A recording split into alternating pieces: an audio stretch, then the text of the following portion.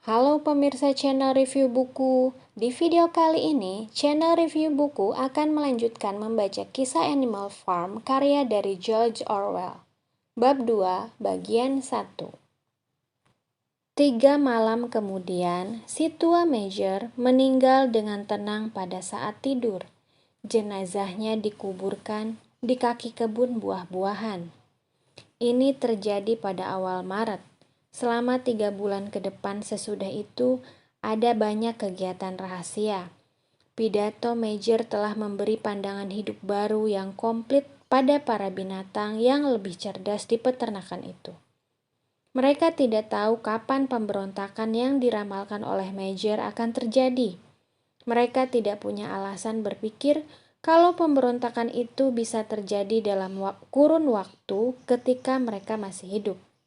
Tetapi mereka bisa melihat dengan jelas bahwa tugas merekalah untuk bersiap-siap menghadapinya. Pekerjaan mengajar dan mengorganisasi yang lainnya secara alamiah jatuh pada para babi, yang secara umum dikenal sebagai binatang yang paling cerdas. Yang unggul di antaranya adalah 2 ekor babi bernama Snowball dan Napoleon, yang oleh Pak Jones diternakan untuk dijual. Napoleon adalah seekor babi Berkshire yang berpenampilan agak garang. Satu-satunya Berkshire di peternakan itu. Tidak banyak bicara, tetapi dikenal sering menuruti kemauannya sendiri.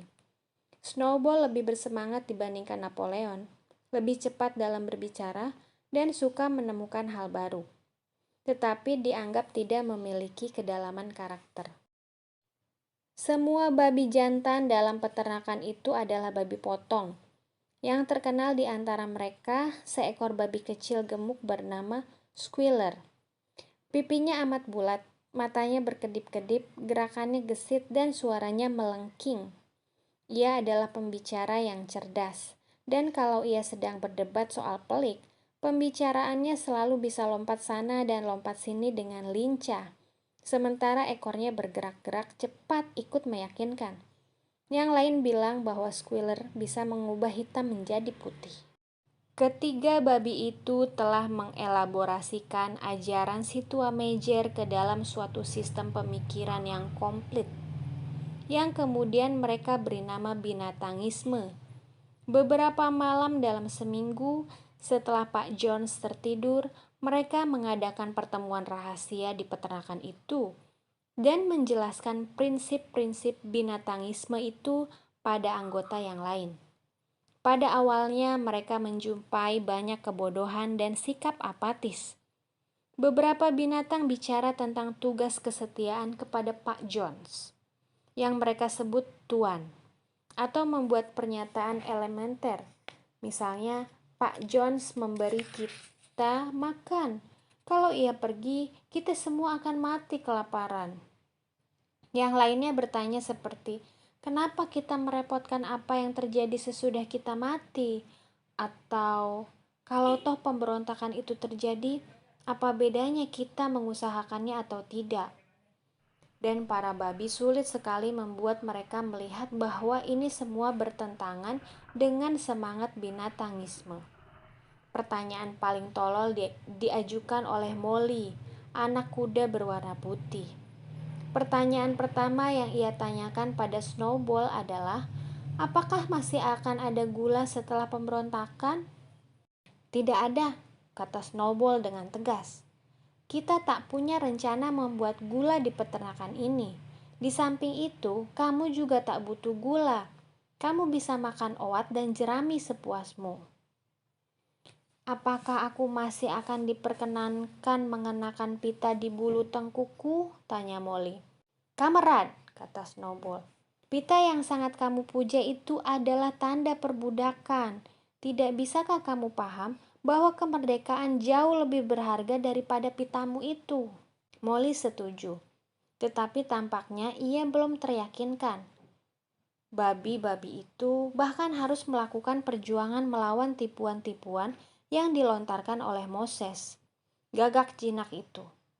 Moses yang sebenarnya binatang kesayangan Pak Jones adalah mata-mata dan tukang lapor.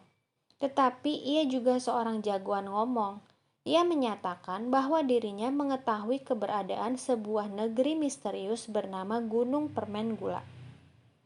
Gunung inilah tujuan terakhir ketika binatang-binatang itu mati. Letaknya jauh di langit, sedikit lebih tinggi ketimbang mega-mega, kata Moses. Di Gunung Permen Gula itu 7 hari dalam sepekan adalah minggu. Cengkih berbuah sepanjang tahun, dan gumpalan gula dan roti biji rami tumbuh merambat di pagar. Binatang-binatang membenci Moses, sebab ia hanya banyak omong, tetapi tidak bekerja. Namun beberapa di antara mereka percaya tentang gunung permen gula, dan babi-babi berjuang keras meyakinkan binatang lainnya bahwa tidak ada tempat seperti itu. Pengikut mereka yang paling setia adalah 2 ekor kuda penarik kereta, Boxer dan Clover. 2 binatang itu amat sangat kesulitan memikirkan apapun untuk diri mereka sendiri. Tetapi karena sudah menerima para babi sebagai guru, mereka menyerap apa saja yang diberitahukan pada mereka dan menyampaikan pada binatang lainnya dengan argumentasi sederhana. Mereka selalu hadir dalam pertemuan rahasia di lumbung itu dan memimpin lagu binatang Inggris, yang dengan itu pertemuan tersebut biasanya ditutup. Sekarang ternyata pemberontakan itu terjadi jauh lebih awal dan lebih mudah daripada yang dibayangkan binatang-binatang itu. Pada tahun-tahun lalu, meskipun seorang majikan yang keras, Pak Jones adalah seorang petani yang cakap. Tetapi akhir-akhir ini ia jatuh ke dalam tindak kejahatan. Ia menjadi seorang yang keras hati dan tidak berperasaan semenjak kehilangan banyak uang setelah gagal dalam sebuah perkara hukum. Kemudian menjadi peminum lebih dari yang ia butuhkan. Seharian ia bermalas-malasan di kursi Windsor di dapur, membaca koran, minum, dan sesekali memberi Moses remah roti yang dicelup bir. Karyawannya malas dan tidak jujur. Ladangnya penuh dengan semak belukar. Atap rumahnya butuh diperbaiki. Pagarnya diabaikan dan binatang-binatangnya kurang makan. Maka datanglah bulan Juni dan jerami hampir siap dipotong. Menjelang tengah musim yang jatuh pada hari Sabtu, Pak Jones pergi ke Willingdon dan mabuk-mabukan di Red Lion, sehingga ia tidak bisa kembali hingga tengah hari Minggu siang. Para karyawannya sudah memerah susu pagi-pagi dan berburu terwelu tanpa repot-repot memberi makan binatang-binatang. Ketika Pak Jones kembali, ia segera pergi tidur di sofa kamar tamu dan menutup wajahnya dengan koran News of the World, sehingga saat malam tiba, binatang-binatang itu belum mendapatkan makanan. Akhirnya mereka tidak tahan. Salah seekor sapi mendobrak pintu lumbung jerami dengan tanduknya dan semua binatang mulai melahap jerami di lumbung penyimpanan itu. Mendengar gedoran pintu, Pak Jones bangun. Sesaat kemudian, ia dan 4 orang karyawannya berada di lumbung jerami sambil membawa cemeti yang dilecutkan ke segala arah. Lecutan-lecutan itu lebih keras daripada yang bisa ditahan binatang-binatang itu.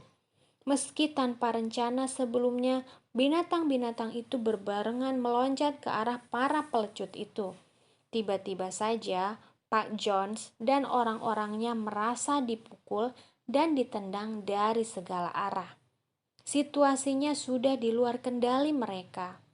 Mereka belum pernah melihat binatang-binatang bertindak seperti itu.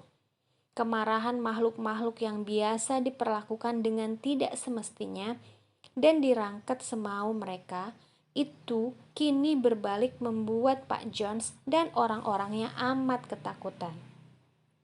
Hanya 1-2 menit kemudian, mereka merasa tidak perlu membela diri lagi dan memilih melarikan diri.